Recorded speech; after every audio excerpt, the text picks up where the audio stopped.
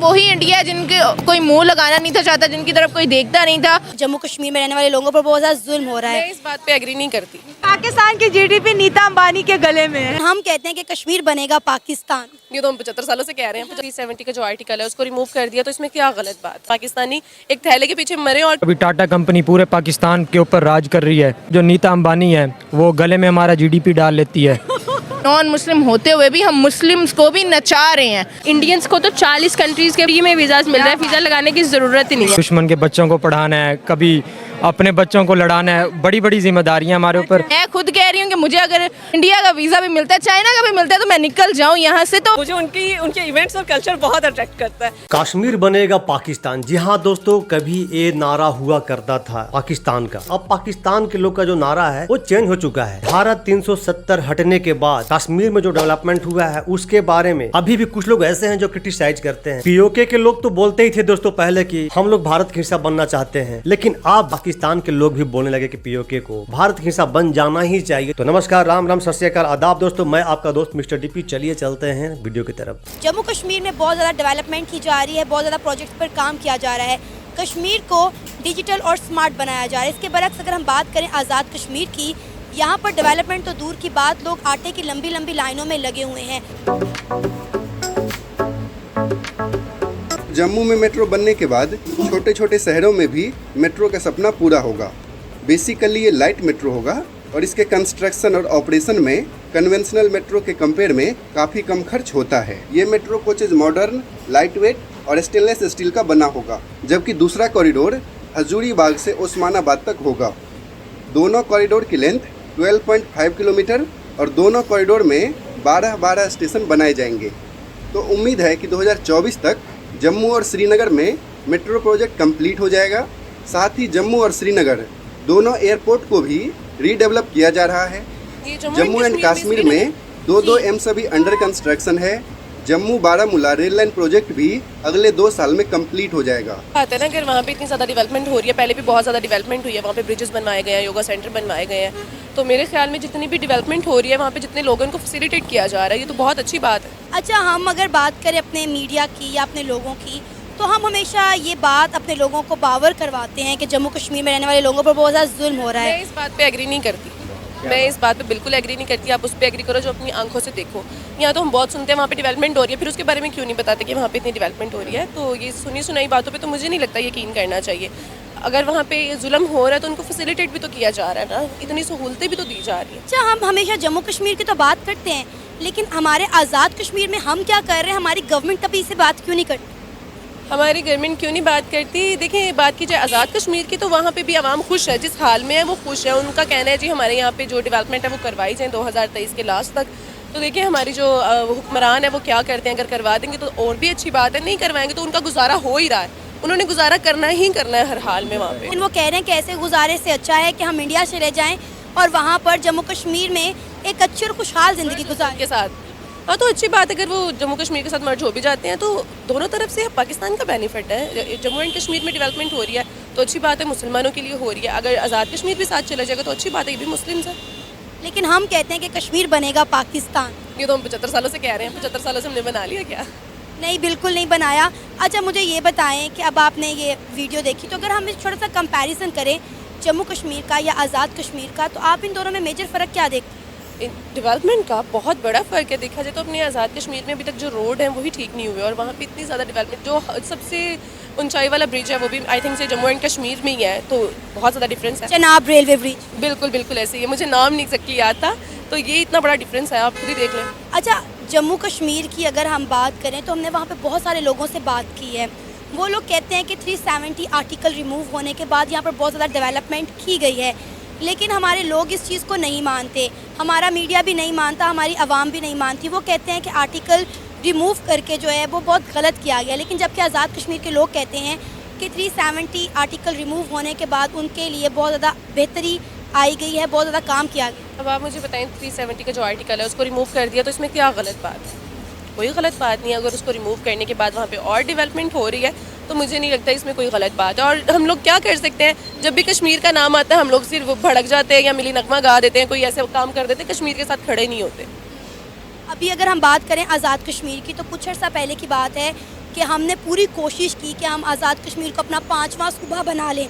वो तो वहाँ के लोग सड़कों पर निकल आए और प्रोटेस्ट हुआ और ख़त्म होगी बात।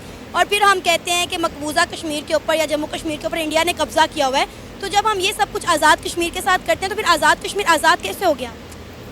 देखिए यहाँ पे पाकिस्तान आज़ाद नहीं है, ठीक है, तो आज़ाद कश्मीर ने क्या आज़ाद होना है, सबसे मेन पॉइंट है। पाकिस्तान में देखिए आवाम भूखी मर रही है, आटे की लाइनों में एक थैले के पीछे पाकिस्तानी एक थैले के पीछे मरे, और कितनी शर्मनाक बात है ये पाकिस्तानियों के लिए। तो फिर आज़ाद कश्मीर तो बहुत दूर की बात है। अच्छा, क्या आप चाहती हैं कि कश्मीर को पाकिस्तान का पार्ट बनना चाहिए? मैं ये नहीं चाहती कश्मीर को पाकिस्तान का पार्ट बनना चाहिए। मैं ये चाहती हूँ जहाँ पे वो मुसलमान कंफर्टेबल हैं, जहाँ पे उनको हर सहूलत मुहैया है, वो वहाँ पर रहें तो ज़्यादा बेहतर है। श्रीनगर में टूलिप गार्डन की, जिसको टूरिस्ट के लिए ओपन किया जा रहा है, जिसमें 1.5 मिलियन टूलिप्स वेलकम करेंगे विजिटर्स का। एशिया का सबसे बड़ा दोस्तों ये गार्डन है जो श्रीनगर में मौजूद है। अगर हम कश्मीर की टूरिज़म की बात करें तो आर्टिकल 370 के बाद हर साल जो है टूरिस्ट की जो तादाद है वो कश्मीर साइड पे बढ़ती ही चली जा रही है। आज अगर हम बात करते हैं कि पाकिस्तान का क्या स्टांस है कश्मीर पर, पाकिस्तान हमेशा से कश्मीर पर जुल्म हो रहा है, कश्मीर को राइट्स दिलाने हैं, अवाम से ये सवाल भी पूछेंगे और साथ साथ उनको बताएंगे कि कश्मीर आर्टिकल 370 के बाद आज कहाँ स्टैंड करता है। कभी टाटा कंपनी पूरे पाकिस्तान के ऊपर राज कर रही है, सोशल मीडिया पे ट्रेंड करती है। उसके अलावा वो जो नीता अंबानी है वो गले में हमारा जीडीपी डाल लेती है। तो वो एक अजीब अलग कहानी थी है। ये पाकिस्तान की जीडीपी नीता अंबानी के गले में है। मतलब कि अब सबसे जो शर्म महसूस होती है ना वो इस चीज़ पे होती है कि हम इतने मतलब कि गिर चुके हैं कि हम उनकी ये चीज़ें डिस्कस कर रहे होते हैं और हमारा पूरा सोशल मीडिया इसी पे ट्रेंड कर रहा होता है। नॉन मुस्लिम है, उसने ये प्रूव करवाया कि नॉन मुस्लिम होते हुए भी हम मुस्लिम्स को भी नचा रहे हैं। मुस्लिम्स के साथ भी हम कनेक्शन बना गए हैं, सऊदीया के साथ वो कनेक्शन बना गया, अफगान के साथ वो बना रहा है, ईरान के साथ। और हम बीइंग अ मुस्लिम हम अपने मुसलमानों की हिफाजत नहीं आज तक कर पाए। इंडियंस को तो 40 कंट्रीज़ के 40 कंट्रीज़ के फ्री में वीज़ाज मिल रहे हैं, वीज़ा लगाने की ज़रूरत ही नहीं है, ठीक है। तो अब ये इनको पता है कि जी अब खींचना है तो टूरिस्ट को खींचो, वो आएंगे, वो पहले इंडिया फिर अब जो है वो Jammu Kashmir, but they are going to rock I guess. Oh my God, हमारे ज़िम्मे बड़ी बड़ी जिम्मेदारियाँ हैं, दुश्मन के बच्चों को पढ़ाना है, कभी अपने बच्चों को लड़ाना है, बड़ी बड़ी जिम्मेदारियाँ हमारे ऊपर। तो I want to must say that कि जो कश्मीर और टूरिज़म है ना, तो पाकिस्तान के जो नॉर्दर्न एरियाज़ हैं one of the best areas हैं पूरे वर्ल्ड में। और मैं आपको टूरिज्म तो बहुत दूर, आप छोड़ ही दे। पाकिस्तान के अपने, मैं खुद कह रही हूँ कि मुझे अगर इंडिया का वीज़ा भी मिलता है, चाइना का भी मिलता है, तो मैं निकल जाऊँ यहाँ से। तो टूरिज़म कहाँ से आना है कि हमारे कश्मीरियों पे बड़े मुजालिम होते हैं, उनको सिर्फ बचाना है, हमने कश्मीर आज़ाद करवाना है। हमारे ख्याल से हम इस बारे में बात करते करते हम कभी कभार भूल जाते हैं कि हमने अपना कश्मीर जो कि आज़ाद है उसको भी आज़ाद करवाना है। प्लीज़ उसको भी करें कुछ। तो हमारे पाकिस्तान में सिर्फ यही नैरेटिव सेट है। उन्होंने अपने लोगों पर काम किया, उन्होंने अपने मुल्क पर काम किया, उन्होंने नफसा नफसी नहीं देखी। आप देखिए 2014 से लेकर 2024 तक इंडिया कहाँ चले गए। ये वही इंडिया है जिनके कोई मुंह लगाना नहीं था चाहता, जिनकी तरफ कोई देखता नहीं था, और यही कह दिया था कि वहाँ पर ग्रोथ बहुत ज़्यादा है, वहाँ पर पॉवर्टी वो बहुत ज़्यादा है। अब उन्होंने अपना लोहा मनवाया, उन्होंने करके दिखाया कि हर मुल्क उनके साथ कनेक्ट है। किसी ना किसी तरह से इंडिया के साथ कोई ना कोई उसने लिंक बना लिए हैं, किसी चाइना के साथ उसने लिंक बना लिए, चाइना के साथ इवन उनके क्लैशेस भी चल रहे हैं, लेकिन एट द सेम टाइम उनकी ट्रेड मुतासिर नहीं हो रही। I would like to give them the whole Nawaz Sharif family, and I think we would love to have our Kashmir back. Yeah, please take Nawaz Sharif away from us. मतलब आप चाहती हैं कि India Nawaz Sharif ले लो और कश्मीर उसके बदले में हमें दे दे? Exactly, that's what we want. Yeah. आपको लगता है नवाज शरीफ इतनी वर्थ रखता है कि उसके बदले में हमें कश्मीर मिल जाएगा? वर्थ तो खैर वो बिल्कुल भी नहीं रखते, but I think because we just want to get rid of him. I think being a Pakistani हम बहुत हार्मनी और पीस वाले लोग हैं, सो हम लोग मोहब्बत और प्यार ही देना चाहेंगे। और हम उनसे क्या लेना चाहेंगे, वो जो हम बहुत सालों से लड़ रहे हैं कश्मीर, हम कश्मीर उनसे लेना चाहेंगे। I get attracted towards their culture. मुझे उनके इवेंट्स और कल्चर बहुत अट्रैक्ट करता है। लेकिन उनके कुछ इवेंट्स ऐसे हैं जैसे Diwali, even though religious point से नहीं, लेकिन वो सारी चीज़ें बहुत अट्रैक्ट करती है। तो आई रियली वांट कि हम somehow उस चीज़ को सेलिब्रेट करें, रिलीजन को साइड पे रखें। इंडिया और पाकिस्तान के कल्चर में आपको क्या लगता है कितनी सिमिलैरिटी है?